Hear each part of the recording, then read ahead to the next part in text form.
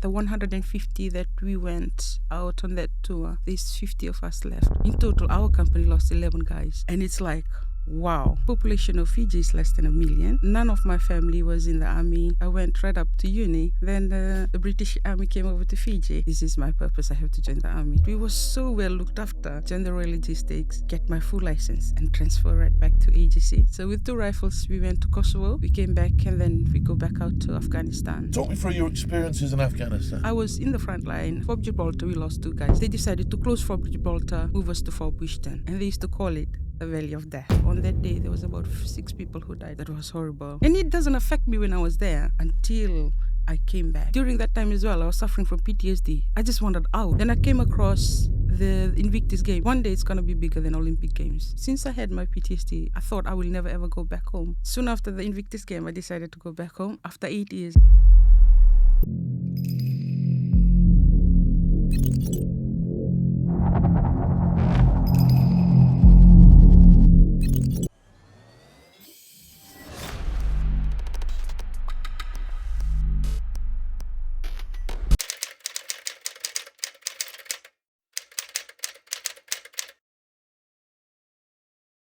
This week on the Debrief then, I've got a young lady called Tilly. She's from Fiji. She's going to tell us all about herself. How are you, Tilly? All right?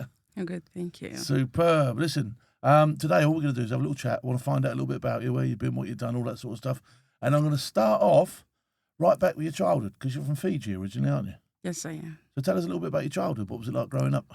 So I grew up in the islands, so not in the city. Okay. I think the way I look at it when I came into the army, I think I lived my childhood backwards. Okay. Like what we look forward to do on our retirement was what I did growing up. Okay. It was very laid back. Really? Finish school and then go straight and go fishing. Really? What's sea fishing or rivers? Yes, or sea fishing. Okay. Yes. And then come back home. Like everything was very laid back. You barely need to use money growing up. Everything Really? was available. Normally you would probably need sugar and tea, but all that is available as well. They have they use coconut instead of sugar as well, and coconut milk as nice. instead of milk. So basically, you're sort of like living this life as a kid, where you're feeding yourself out the sea and out the trees. Yeah. You got no phone, no telly, no distractions really, is there? Yes, it's amazing how going back home and I see my nephews, they're always on their phones, and I was like, wow, I didn't even grow up back home. There was no telly, never miss it. No, everything was outside there. Yeah. So did you enjoy? You enjoyed your childhood, the stable family, all that sort of thing. Everything good? Yes, it was a stable family. My dad was a fisherman, so he had 3 fishing boats, and we export fish to Japan. So I didn't know what. So would he come home every night with a nice big bit of fish for you, would he? Yes, like tipsy snapper, like you know those golden fish that we use in as pet in tanks. Them ones, but dark red one. It's called ribbon tail. So nice. Messy ones. So yeah. So he'd come home. But you thought like some days he'd catch something, out of the ordinary or something and bring that home. Yeah. Normally take friends when they come for holidays. Yeah. And then we'll get some fish and bring that home. So when you say islands, because there's loads of islands down there, isn't there? So you lived on one particular island, I'll take it. How many people were on that island? So the population of whole of Fiji is less than 1 million. Yeah. There's 2 main islands, the big islands, and then there's the 3rd biggest island. It's called the Garden Island of Fiji. That's where I grew up. Oh, okay. Population is probably less than 100,000. Really? So everybody knew everybody? Oh, yes. It must have been a really tight community. Yes, it is, yes. Everybody's friendly? Very friendly. It's called we are known as we are from the friendly north. Oh, okay. Yes. Are they unfriendly down south then, are they? Not very friendly. So, what was you like at school? What did you do school? I was an art student. So I went right up to uni. Okay. On my first semester. Then the British Army came over to Fiji. I had to do a drive on recruitment. Yeah. And I got recruited from there. So, did you know anything about the army before that? Nothing. Nothing at all. So they showed you a few videos and a... Yes. So because everything like in the city, they are more up to date. For us, it's like so very well back in the islands. Then I came into to do. So I have to go to the main city to attend uni. And that's when they had the recruitment. None of my family was in the army. No? Nothing about... What did your family think about you going? Oh, they were devastated. Well, I bet they were, weren't they? They're losing the door, aren't they? I mean, that's like a big thing, isn't it? It's a big deal. It is. It was like, and especially because I was the youngest. I never told them until a week before I flew over to the. Oh yeah, good bloke, thanks. Yes, and in our culture as well, I think it's like women joining the army. That's a big no-no. Like being the youngest in the family, they just don't want to let you go. You leave, you stay in the family, and if you leave at the age of 18 to find your own space, that's deemed as like rude. Really? Disrespectful. You have to stay until 21. Okay. So was there a bit of bad feeling there? Was there a bit of sort of like mum and dad are like, I'll tell you what, you're gonna get the back of the hand. Yes. So you got through that obviously, and so what were you told about the army? What was your sort of like vision of what you were going to get into? So the funny thing about myself.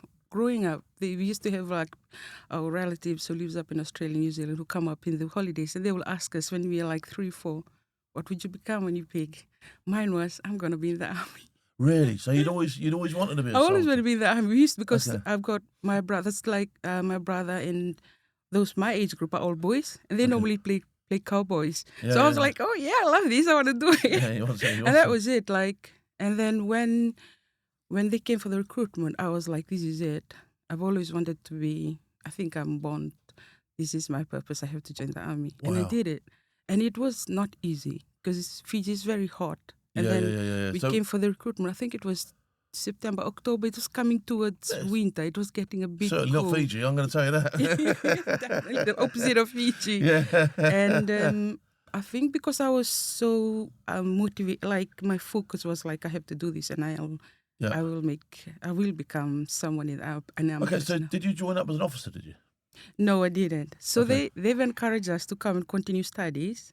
Okay. And then go into centers. I was like, no chance. I'm working, I'm getting money. No, I don't you just want to join up. Yes. So you joined up. So you came over. What depot did you go to and where did you go? Purbright. Okay. So went to Purbright, joined the Royal Logistics. No, normally the Royal Logistics. I was the only one who was supposed to join the AGC. Okay. Did a few weeks, then my section commander persuaded me to like join the Royal Logistics, get my full license and transfer right back to AGC. Okay. And I did exactly that. So how did you find training? How did you find basic training? Oh, I loved it, to be honest. Even the beasting, I find it funny. The beasting. Beast some more. We used to like, there's a hill in Purbright called Burger Hill. Another one, yeah, I know. Yes. Yeah. They used to go up and they used to blow the whistle and we run up. And then if they blow it, you have to leopard crawl, like with your full kit. And everyone was crying. And I find it so funny. And they would go up and down because I was laughing. And the girls was like really not happy with loving me. a bit of you, weren't they? How did you find the sort of like things like ironing your kit and all that sort of stuff? Were you any good? Because I'm useless at that. I mean, look at me now. Do you know what I mean? I'm exactly the same now. I hated all that sort of stuff, but it's necessary to do it, isn't it? How did you find that? I think because in school we used to like iron my own uniform, okay. So I'm used to that. So that was ironing. It's not nice though, because especially when you have tram lines and all that, you get beasted for it as well. Well, you like the beasting. Oh goodness, everything. It's just like we'll change all our kit. We'll go downstairs and parade, and then they'll take our whole kit and throw it out the window. It's like wow. When they were like talking about PTSD. I was like, I think I got traumatized from the face when I actually got to Afghanistan. But it was good fun. Like, wow, how it changes our personality. For me, it really suited me because I was brought up in a very laid-back environment. And then in the military, you have to like... Full on all the time. Boom, boom, boom, boom, boom. So you went... Where was your first posting after you finished training? Where did you go? I went to Germany and I was in Gatslow. Okay. That's a bit of a drinking posting, that one. Oh, yes. Oh, yes. Especially back home, like, my mom is a proper lady. Like, in Fiji, you're deemed as, like, no alcohol, no grog, like how the Fijian drink cover. Yeah, the grog, lovely, yeah. So, nothing of that. And then I came and joined the army. I was, like, drinking from Monday to Monday. I was like, yes, this is living the dream. Yeah, Germany was like... Germany's the place to do that. I mean, you could just... As soon as that clock's finished, then you're out of there, aren't you? Yes, and our section commander was like, they were amazing. They would come and wake us up in the morning and walk us around the HLS before the airfield before we had the parade, just to to release some of the alcohol from our breath. Giving force feeding in polos and that. Yes. So then we'll do a parade and everything. Like, oh, it was brilliant. It was. I spent 2 years in boarding school on my final year in high school. Okay. It was something like that. We were so well looked after. Yeah. Like, it was like being a junior, and then like the corporals really well looked after. It's like the joining and then to experience that. Yeah. It was just like something, because I was the youngest in the family. I was normally just getting bullied at home as well with my older siblings, and then to come and join the army, and then they took you over like that, and they really look after you. I was like, wow, brilliant. It's like I felt this is where I belong. So you go to Germany. Where'd you go next? So then I spent 2 months, and then on my first tour to Iraq. Okay. I think it was up till like. So what year was this? What year did you join? 2004. Oh, okay. So you joined at a time when you were almost guaranteed you were going to go to war at some stage, weren't you? Yes. Yeah. Definitely. So you knew that. You'd have been told in training you are going to war. Do you know what I mean? That's not a if but or a maybe. It's like when and where. Do you know what I mean? So Iraq was your first tour, and who were you with? It was the 2LSR, 2 log support from Germany. And what was your job? I was a supply specialist. Okay. What do they call it? The stacker? Blanket stacker? Yeah. You got to fix They used to wind us up with that. You don't And then I think a month in, and I went in and spoke to the CEO. I was lucky the CEO liked me, because we formed a band when we were out there. Yeah. We were called the Oxygen Thieves. The oxygen. I don't know. I'm not sure if we named ourselves or they named us that. So, and then I was fortunate, and then he get to know me, and I asked him one day, he said, and asked him if I could retrade to AGC, and he said, "Yeah, put in your paperwork." Oh, okay. So when I was out there, I was like, I was AGC. I was literally. So that was you wanted to become like a company clerk or something. A company clerk, yes. Okay, yes. cool. So So then you retrade. retrade when I was still out there. What happened to the oxygen thieves? That's sort of like that. Never went nowhere, no. I mean, I do have an inroad to Simon Cowell. If you think you could resurrect him, like, do you know what I mean? I could probably swing a few ropes through like that. See, there's a trick behind that. So we have to name ourselves. We have to lower ourselves, because the Americans, it's a dry tour, right? Yeah. So the Americans would allow us 2 cans every time we come and entertain them. So when they call us oxygen thieves, like, yeah, we'll own it. All right. So where did you have to go to retrain? So then I have to come back to Winchester. That's where they. Oh, okay. Yeah, to the. Oh, Winchester's nice, isn't it? That's a nice little town, Winchester, isn't it? It's Yes, it is. Yes. a posh little place, isn't it? So it's all right. Yeah, Winchester was all right. Did that, and then I got posted to there were green jackets then, before they got amalgamated to, is it 2 rifles? It was all rifles, wasn't it? Yes. After that, yeah. So I was with them when they were still green jackets. Okay. They were based in Blackpool. Oh, okay. What was Blackpool like as a posting? Oh God, brilliant! Was it really? We just one down from Germany. Did you go anywhere, shit?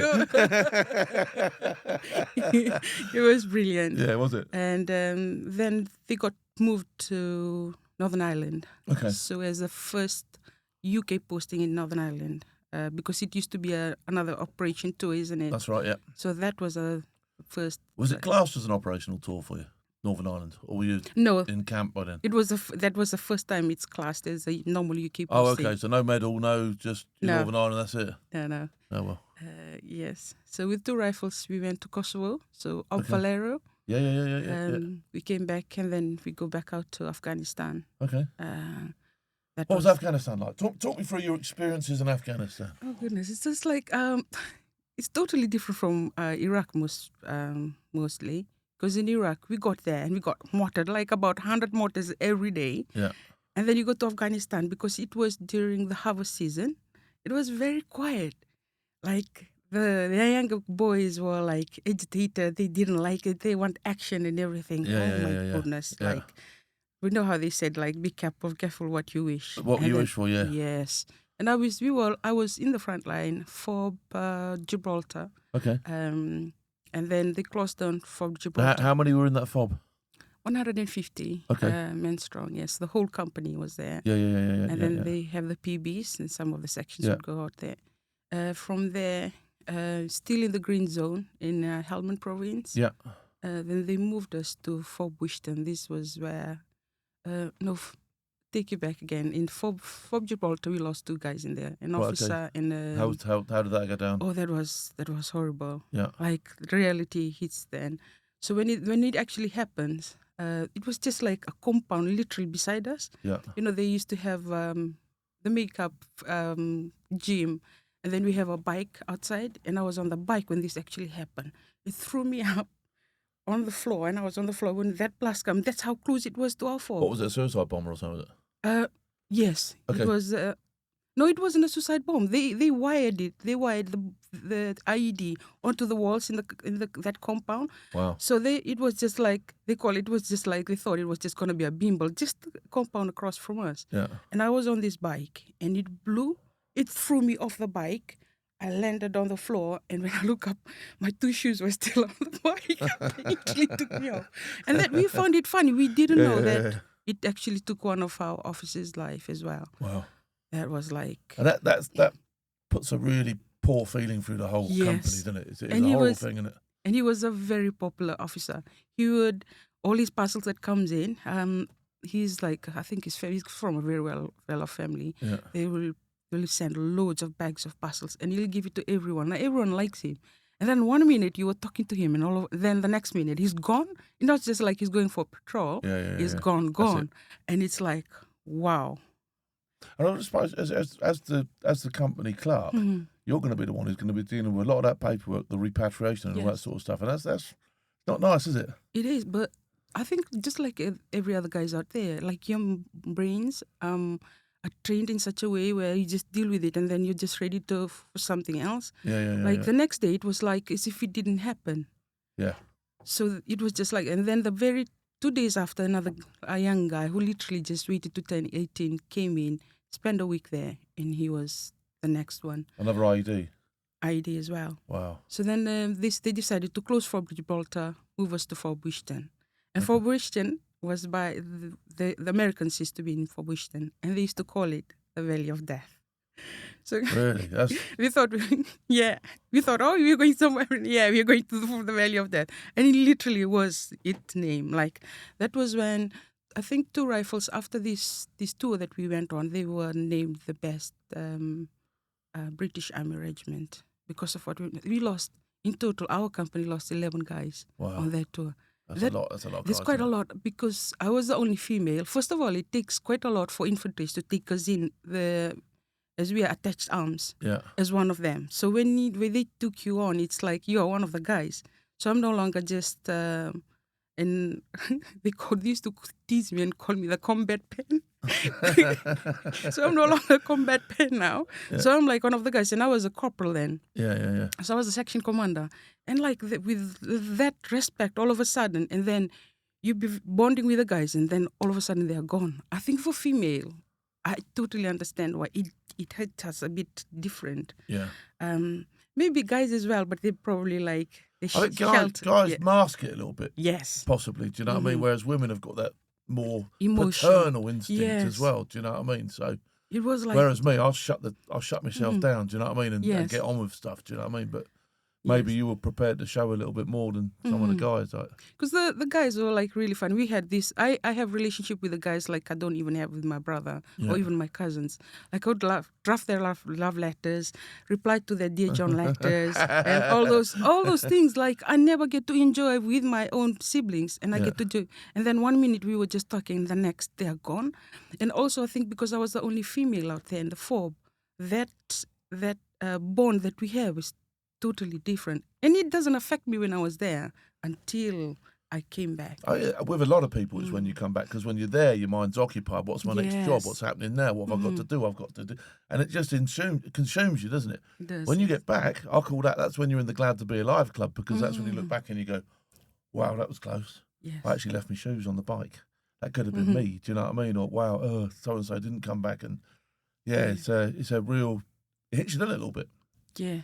So when there was this very close one that I had, so we got RPG'd, and I was helping the locals washing the dishes. So obviously they don't know how to speak in English, so the sign language. soon after that, so then the alarm went off. So everyone was taking cover. I didn't know. And I walked past the HLS. The RPG was there. And I was just going to go in and kick it. Then the ops officer came running and rugby tackled me. And he was like, what are you doing? I was like, I don't really wanted to check what that was. That's RPG that everyone is taking cover for. They took and checked it. Like enough, it was faulty. Okay. But that was a close one for me. Like I didn't hear it. I didn't know what was happening in the front. Like the alarm went off because it's in the fob. Yeah. It's very open. I couldn't hear it, and that could be my day. That would have been your day, yeah. That would be my day, yes. And that was like really close, and I was like, wow. So how long was your tour in Afghanistan? 6 months. Okay. So I came back on that tour and I went again. Oh, so how many tours did you do in total? I did 2 in Afghanistan, Okay. 1 in Iraq and 1 in Kosovo. Yeah. Okay, what was your next tour like? Was it as eventful as the first tour? No, my second tour was probably my trigger to the last one. I hated every bit of it. Wow. Because then I was stationed in Helmand province in Lashkargah, HQ. We had steak and everything, like whereas it's not like being like being out in the country. No, that really you could be back in the UK. Yes, some of those might places, as well. Yes, it's the same thing, isn't it? Mm-hmm. You know. So and how everyone talk, the way the mentality of everyone there, that winds me up because they do not know what the guys they talk down at guys when they come back on patrol. It hurts me, and that I think that was one of my triggers when I was there, and I was struggling on the whole 6-month tour. Because of that, like I seeing how they like it's just the way it is. Like people do not understand. It's a funny mentality, isn't it? It's an echelon mentality, and I get where you're coming from. And of course, when you get that mentality, all the bullshit starts creeping in. Yes. They're looking at the creases in your trousers now. Yes. Do you know what I mean? They're looking for your bed spaces tied. Whereas in the fob, you just get on with it. No one cares. Do you know what I mean? It's a job to be done. Yeah, I can understand that. That wouldn't be where I want to be. Do you know what I mean? No, definitely. Yeah, totally understand why guys wouldn't want to be in there. So you come back for that tour, having hated it. Where'd you go next? What happens next? So I then got posted to... So I was with the 16th Brigade, 2-3 engineers. So then from there, they have to put me on a Gucci posting in Whitehall. Okay. What was that like? Very political, I would say. It's totally different. Yeah. And I think it makes it worse for us, for me especially, to understand... having to realize that these are people who's never been on tour and they're the ones who's making decisions for these young boys who are just waiting to turn 18, go out there, and then they're just gone. Like, oh my goodness. It does seem to be a little bit of disconnect, doesn't there? Yes. And it doesn't seem right, does there? Do you know? No, definitely not. And it was sick. And that's the whole time I was on that 4-year posting, I was struggling with PTSD. I never tell anyone because I know it would affect my everything, my promotion. So you kept it inside. I kept it. Like you were suffering with what you'd seen on that tour where you lost the guys and all that sort of stuff. Yeah, so that when you actually like settle in when I'm back on tour. And if I'm right, I think the guys that we went, the 150 that we went out on that tour to Afghanistan, I'm not sure if there's 50 of us left.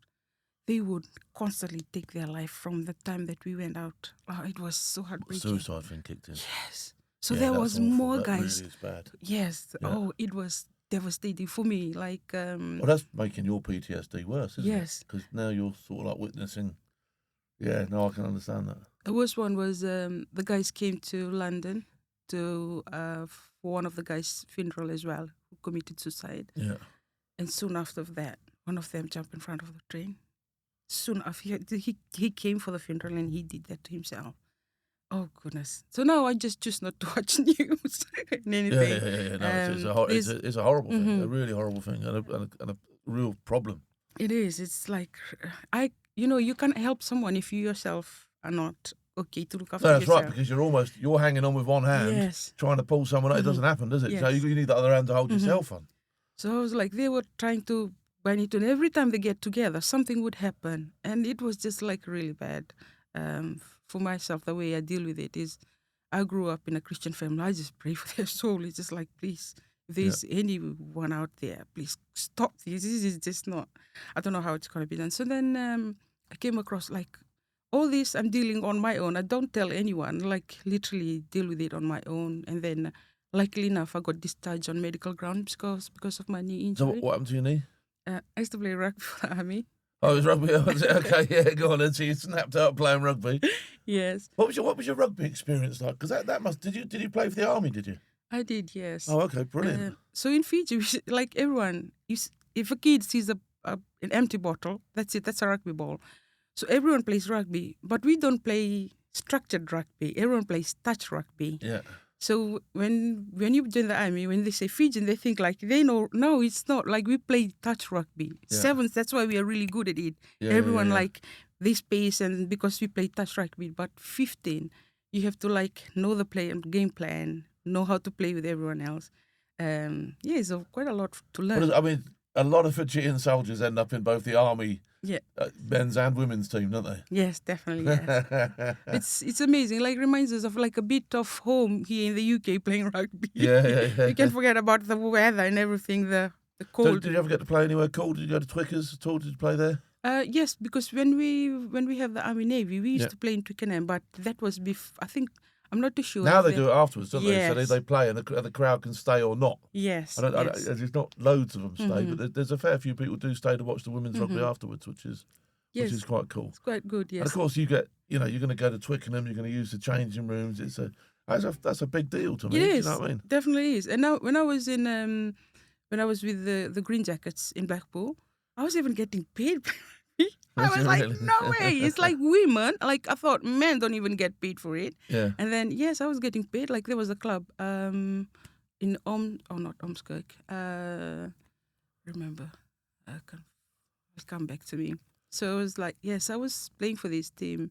Omskirk, I think the name of this ladies team. So they used to pay me to come and play for £50, and then every score, a try I score, they pay £15 on top of that. Oh wow! And then it's normally like you must have been palming people out of the way.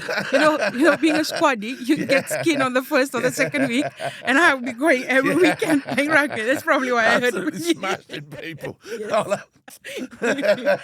I got this woman like turned around to me and said like, why are you playing like this? I was like, don't play rugby like a man. I was like, it's a men's game, isn't it? Excuse me, you play it like it. And then it was so fun. And then they get to know us. It was just amazing. Like, I loved it. This woman, we played against Liverpool. This lady, she was tall and big. She'll get hold of the ball and then she'll just score a try. Yeah. And they were like, oh, come on, Tilly, you need to do something. I was like, I'm tiny. She's massive. And there's only like, they call it the secret Fijian tackle. You come really close and then you just do this. And she was like, she's never up. She's never up with the ball after that and scored. They were like, oh, you're really sorry. I was like, yeah, if the referee had caught me, probably banned from playing rugby. And you mullered the girl. Brilliant. So, the knee injury, how'd you getting out? You had to get out of the army because of the knee injury, yeah? Yes. So what did you do then? What was your sort of like, that must have been a bit devastating because if you don't plan to get out and then you're forced out, it's not a great thing, is it? Yes. So because I was during that time as well, I was suffering from PTSD. I just wanted out. Right. Okay. So I never realized the impact of that because this was when I didn't even try and apply for my British passport because I know I was going to do my 22 years and I'm going to go back home. Like there's no need for it. Yeah. So then I have to apply for my British passport and all that. Like, and then everyone is thinking, oh, like, you're not going to do your dream job. Like you grew up thinking that you're going to be in the army.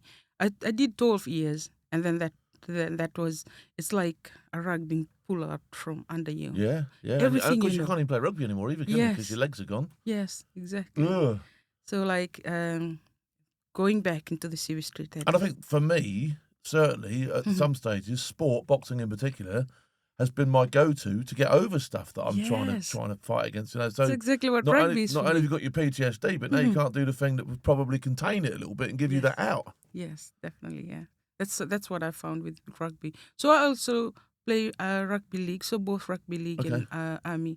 I prefer rugby league because you have to be fast and you don't have to think. You have to smash all the way to the end. So that helps because of the frustrations and everything about work, probably dealing with PTSD as well. I really dealt with it well, doing this. Folding up the old scouts, I don't feel so bad then, does it? The poor ladies that I have to tackle. They were like, "You're not playing like a lady." I was like, "Well, excuse me, this is not a ladies' game." So, when you get out, what do you do? What's your plan when you get out? What happened? What did you do? Where did you go? I left. So I was studying at Stafford University, trying to do HR.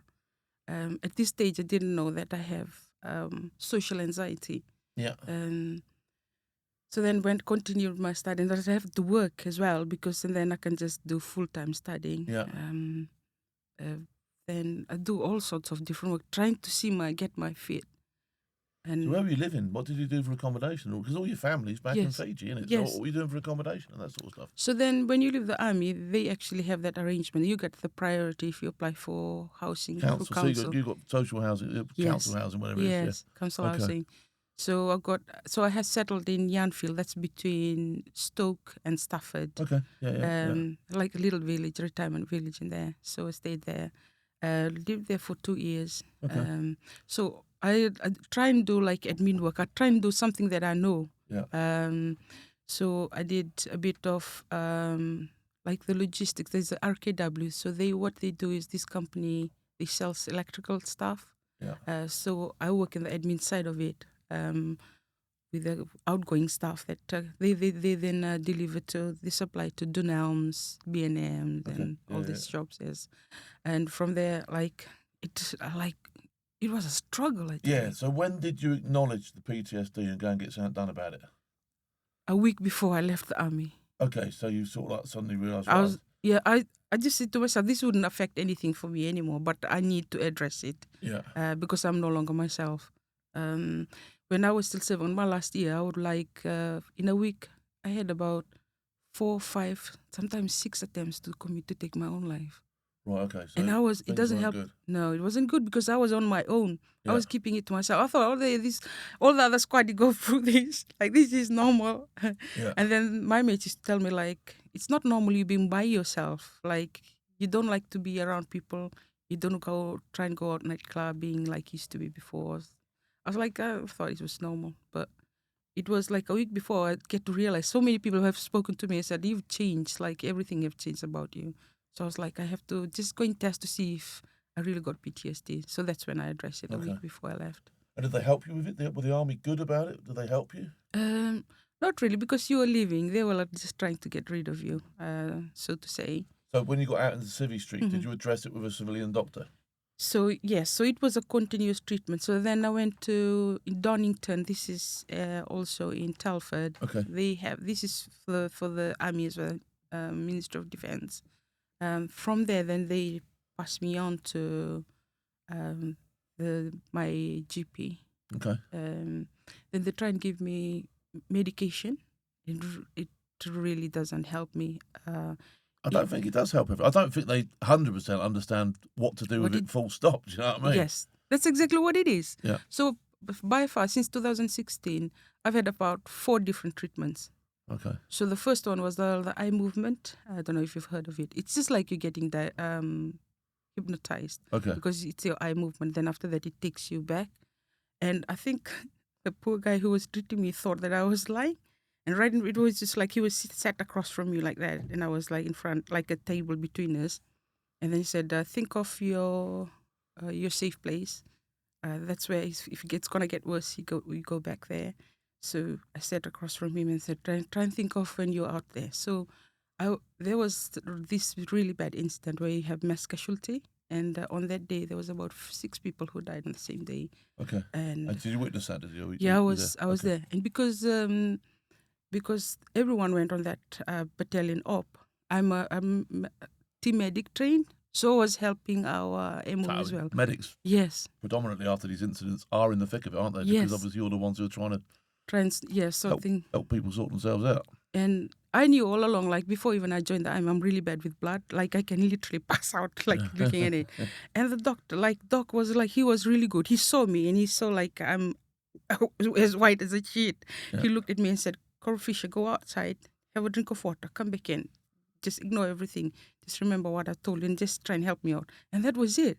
Like everything nothing like faced me like this. So were you dealing with casualties there that were in a really bad way? Oh, that was horrible. There was I don't know if you've heard of Sajjan. His dad was...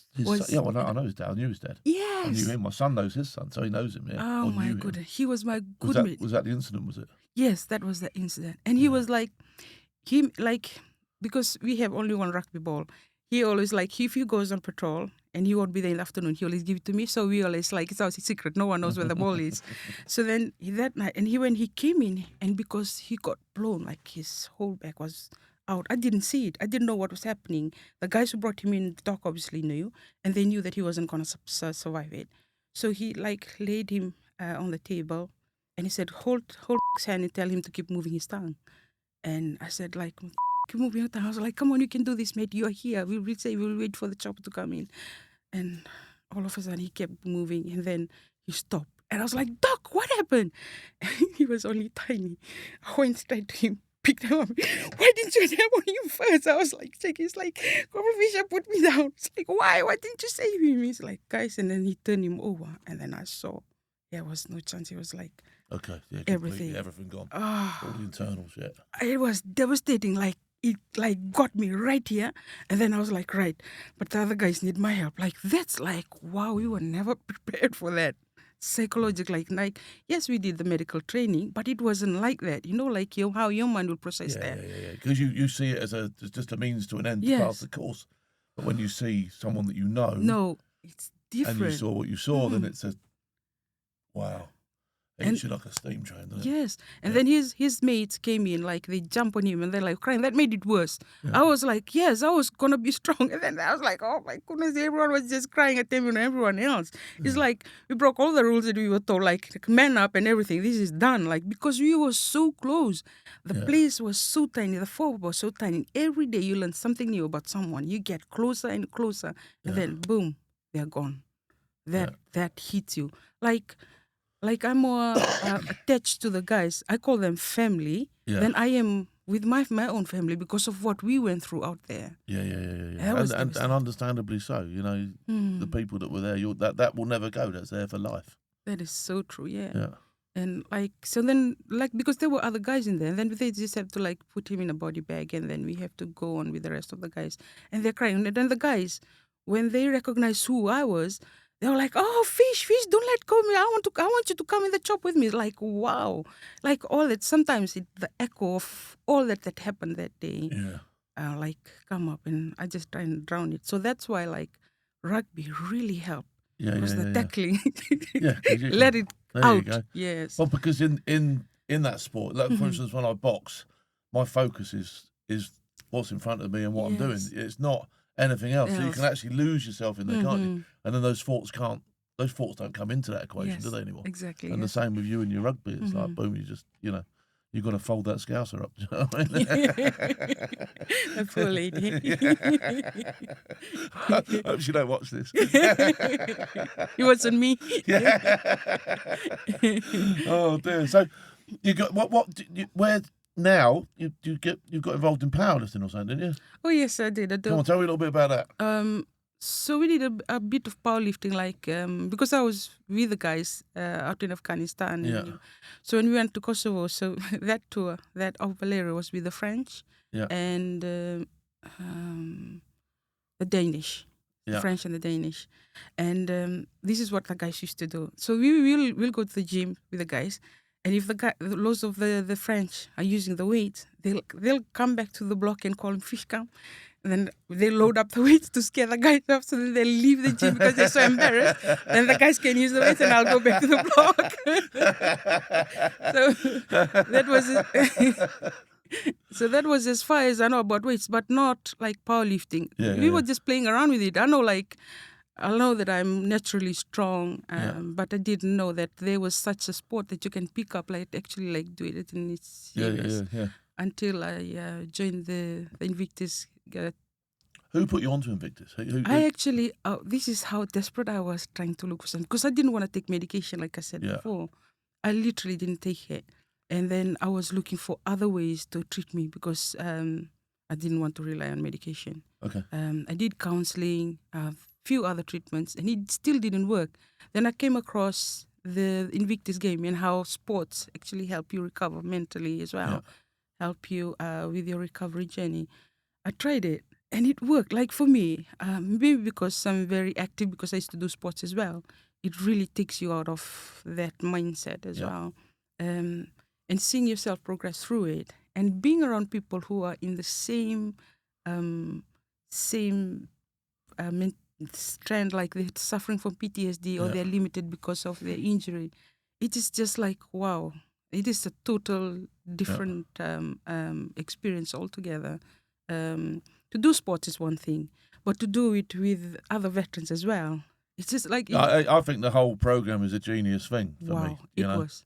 Yeah, it's a genius thing to do. I can see that one day it's going to be bigger than Olympic Games. Love to see it that big, really would.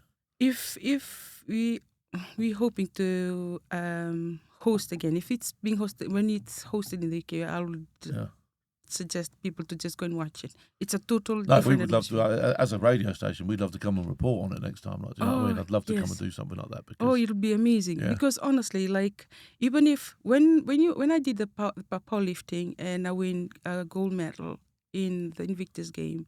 Well, whereabouts was your games? Was it in Dusseldorf? Oh, this was last year. Yes. Okay. So it was. I never thought that I am that. I can be that good. Even when I went and actually when we went for the Invictus Game, I've already injured my shoulders. I was a little bit not satisfied with how I performed there, but that was besides the point. Because then after I did that, I was like, wow, I can play in the Commonwealth Games. I might even try and attempt the Olympic Games. See, this never crossed your mind before until you get exposed to something like this. Yeah. But even if that was going to happen in the future, the atmosphere, everything will never come close to the Invictus Games. Really? Yes. Did you meet Harry? Did you get to meet Harry? Yes, he was really good. He met all the UK team. We have to go into the ambassador's residence, and he came to meet us because everything was on the down low. No one so the media wouldn't know. Yeah, and rightly so, because the media are a pain and stuff like that. Yes, but he was brilliant. Oh, he's amazing. He was proper, like one of just a squaddy. The way he spoke to us is just like, it was, and everyone was just calling him Harry. Yeah. And he was just amazing. He'll come and support us, and because obviously then the wife came in to join him, Megan. Yeah. And then they will sit with Americans, and everyone will be like, "Whoa, Harry!" And then he'll slowly slide back to the UK side as well. But he was brilliant. Like he tries to not get the attention to him, but to the players. Even though it doesn't happen because of the media constantly in their face. No, he's a good guy. I all the stuff that's said about him, and there's loads of it out there. I don't listen to none of that because I know, he served, and I've spoken to people he served with. They liked him. He was a decent bloke, and for what he does with that, brilliant. Do you know what I mean? For me, it is amazing. Yes, what he's done for people, because it's not just focused on the Americans and the English, the British Army, or the military forces in the British Army. In the UK, it focuses on all other, even the Israel Army. Yeah. Well, that was their first game last year as well. Yeah. They're in different wars, and you just get to realize, like, oh my goodness, it's just like we are like a massive big family. Winning wasn't a big thing. It's the participation, the being there. It's just like, wow, maybe just a bit of a cream on top to win a medal. Yeah. But just being there and being around people who, like, where you see, you be like, and then to be inspired by people who actually participated as well. Yeah. It's just amazing. Like Ukraine, they are still like actively they're at it now, in a war. Yes, and they were there. Yeah. They were there with us, and then soon after that, they were going back. And for someone who's been with the guys, being on Frontline, and to realize that, like, wow, like, hats off to them. I was and I was lucky enough, was fortunate, blessed to. And then they formed like team from all the other nations. Okay. And for wheelchair rugby, I was one of those who were selected to. Then I was playing with the guys from Ukraine. They don't know how to speak in English, sign language. And then I get to realize, wow, sport's got a language of its own. Absolutely. Pick up that ball and smash people. Pick up the ball and then just pass, that's it. Yeah. And it was just like so amazing, like being like to play with them. Wow, such an honor. And like that experience, like for someone who've been out there, served in the army, think that you'll do the whole 22 years, being out with the guys and lost them, to come back and thought that you're in your own world, then to be in the Invictus game and then you go and like play and be amongst people who are still in active war zone as well. Yeah. It's like something like totally different. That's what I meant when I was saying it will never be like any other big like a Commonwealth or yeah. No, it's got its place in your heart because of you deem the forces as your family, and rightly so. That is, yes. So, what are your plans now? What are you up to now? Are you training for the next Invictus Games? Are you going to be featuring in that, do you think? No, because it'll be held in Canada. Okay. And I'm a little bit weak for the cold. So I'm just going to like take some time off on that. So I'm looking forward to 2027. Not too sure. So so the next Invictus Games will be in next year, 2025 in Canada. And then from there, then they'll decide who will be hosting the next one. So touch wood, hopefully it'll be the UK. It's either UK or Washington, D.C. Okay. So whichever. Take a trip to Washington would be all right. Oh, yeah. Yeah, I'll take that. That's not bad. Prefer Florida, but Washington's all right. Yes, definitely. So, yeah, I'm hoping to, like, build myself up again. Like, it's a good space of time to actually... and is the training quite intense for... No, it's like, honestly, to be... Our coaches, would you believe it, are the Commonwealths or the Olympics coaches as well. Wow, okay. Amazing. And they volunteer to come and coach us. Oh, that's nice, isn't it? It is. It's just like discipline and progress with the training. That's all they ask us. Because you're limited because of your injury, obviously. When you do the training, it's just amazing. And then people like in the gym where I train, I didn't tell anyone, like I'm in the representing Team UK for the Invictus Games. So people would just like, oh, because our gym is like, you've got the gym and then you have the pool. Oh, you're looking like you're training. You look like you can knock someone out. I was like, oh, please, no, I don't do that. And then later on, they saw us in the telly. They were like, oh, you're in the Invictus Games and all that. I was like, it's just a way of like encouraging, especially for women. Most women wouldn't go up to the gym because of insecurity, because of their body. And then doing that encourages them to go up and actually go and use the gym. And then when I came back, and then I told them all about it. And then they were like, about 5 or 6 women are now able to... Well, you're inspiring people, aren't you? Yes, so because I think it's a threat when people think that you're at a certain level. Yeah. But I think if you bring yourself down, and they think that, oh yeah, this one is not a threat, he doesn't know anything. And they will encourage them because it's insecurity. It's just like anxiety, isn't it? Yeah. You'll understand that mentality, yes. So for me, helping women to actually do something with their life, like we spend more time judging each other than encouraging each other. Yeah. So I hope to like impact my society around where I live to help women. So where are you living now? So I live in Telford in Shropshire. It's they always say it's an awkward place because Telford doesn't have a town, so they are all just retail parks. Oh, okay. Yeah, so they don't have little shops and all that. Yes. But it's good. I like and are you working now? You got a job now? So I've got a job with a company called Namo Solutions. So they are partners with Oracle software. Yeah. So they do recruitment for veterans. So this program that they have is they recruit veterans from scratch and they train you up. Oh, okay. So you're instrumental in bringing veterans on board and all that sort of stuff. Yes. So they do the recruitment for it's amazing because you don't have to have any knowledge about software, nothing. They will train you from scratch. So then you decide whether you do finance or HR side or the logistics side. It's amazing. And when I did when I went for the Invictus game, the owner for the company as well, he actually came and support me. He was amazing. Wow, that's nice. Yes. He's such a fit guy. They thought, like, oh, was he in the army as well? I was looking at him to nod, to say to him, say yes. He said, oh, no, my brother was he used to serve in the army. And then he went and served. He's now currently serving with RAF. But he's a brilliant guy. Like, it's a good company, small company. It's about 150 staff. So fortunate this is... After leaving the army in 2016, I got employed by them in 2023 last year. Yeah.